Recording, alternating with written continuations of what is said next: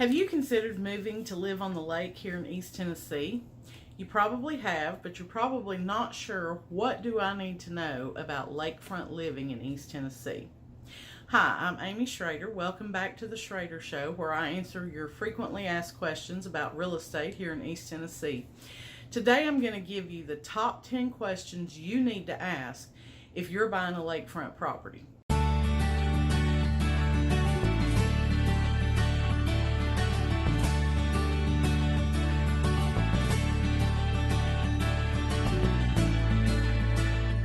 Some of these are going to apply only to if there's a house on the property, and some of them are only going to be aimed towards lakefront lots.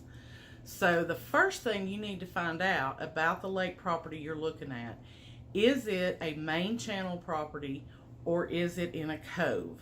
Okay, and you might be saying, I don't know, what's that matter, what's the difference? Here in East Tennessee, our lakes are controlled by TVA, which means that they drop our lake levels during the winter months. There's several reasons for that. Part of it is to control the river levels.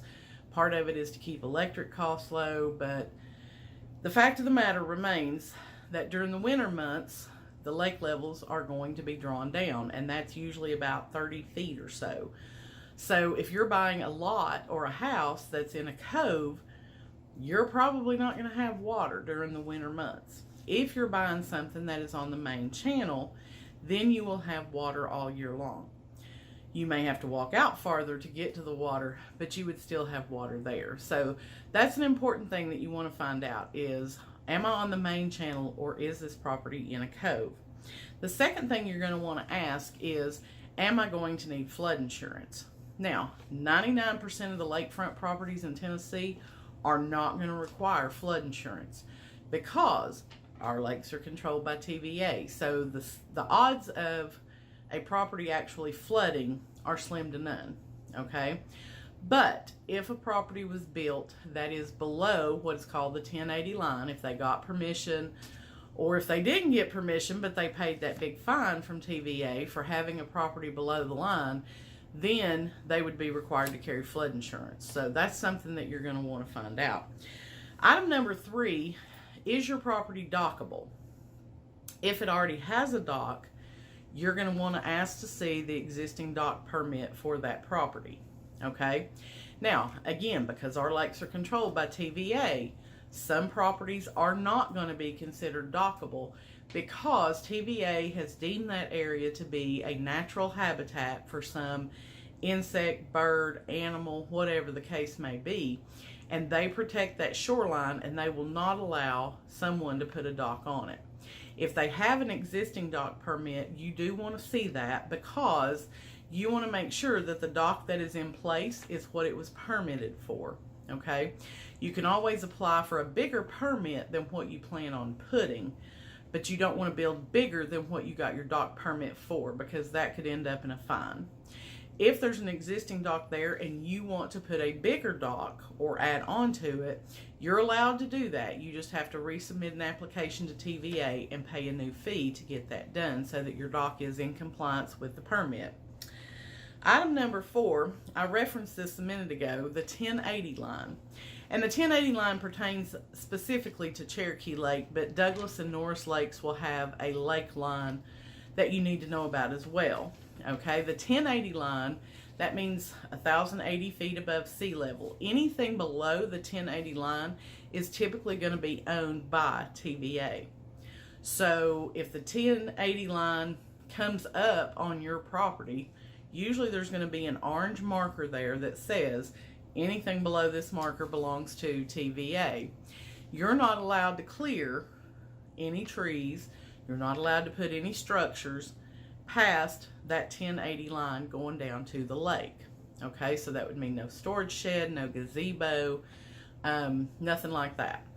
You can do it, but you have to ask permission from TVA.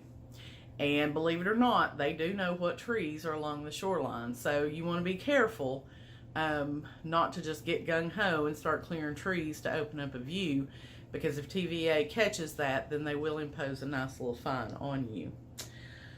How far will the lake go down in the winter? That kind of goes back to item number one. Is it year-round or is it a cove lot? But you do want to find out about how far it's going to go down in the winter. There are some cove lots that will still have a little bit of water during the winter months, but there's some that they're going to dry up, and you may only have water 3-4 months out of the year. So that's something you're going to want to find out, especially if you're looking at lots during the summer and the lake's at full pool. You're not going to know what that winter landscape is going to look like.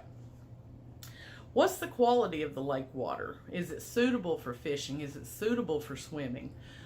You want to find that out, and that's going to be you can research that on TVA.gov for any of our lakes here in East Tennessee. They'll tell you what activities are encouraged and any that are not allowed, if there are any.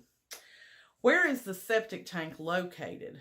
And if it's a house, is it permitted for the same number of bedrooms that that house has? Okay.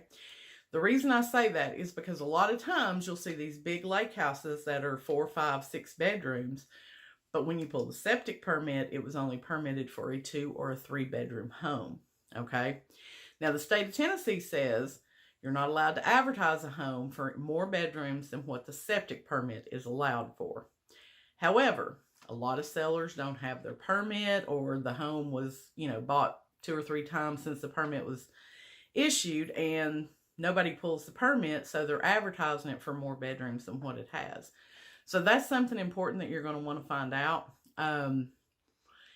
It's no big deal. You would just need to advertise those as bonus rooms instead of actual bedrooms. But you do want to know where the septic tank's located, so that if you plan on doing any landscaping or, additions to the home, you would know where you can and cannot build. All right. Item number 8, are there square footage requirements?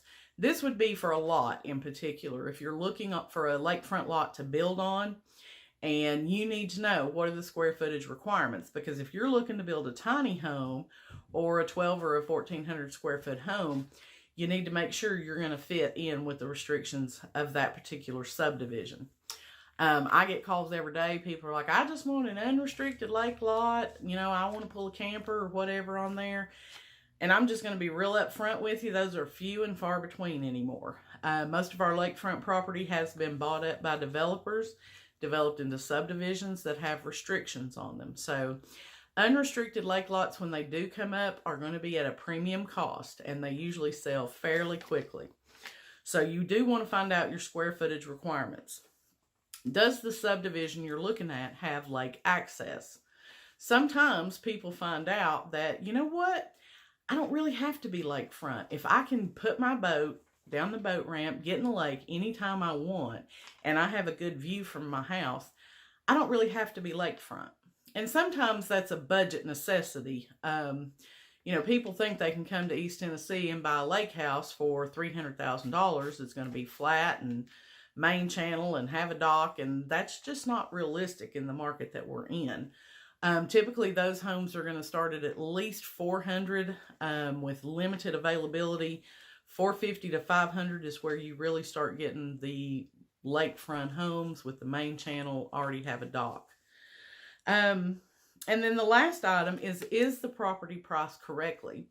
And that's where it helps to have an agent that is familiar with lake property. They know the nuances of the different lakes. So if you're thinking about buying, make sure that you ask your agent about the pricing of the property. You don't want to overpay, but you certainly don't want to offend a seller by offering way less than market value either. So those are your top 10 questions if you're considering buying lake property here in East Tennessee. My name's Amy Shrader. I'm an agent with RE/MAX Real Estate 10 here in Morristown, and I am a lake specialist. I cover Cherokee, Douglas, and Norris lakes. So if you're thinking about moving to East Tennessee to live on one of our lakes, please feel free to reach out to me. My website is easttnlakelife.com. You'll find a lot of information about the market there, about our different lakes. And I'd love to hear from you. So leave me a comment on the video. I hope that you will subscribe so that you'll be notified of future episodes. Also click the little bell so that you'll be notified when we have new episodes posted. Again, I'm Amy Shrader with RE/MAX Real Estate 10. Thanks so much for watching the Shrader Show. If you have a question that you'd like to see answered, please send me a message or leave a comment beneath the video, and I'll be glad to film it for a future episode. Thanks so much.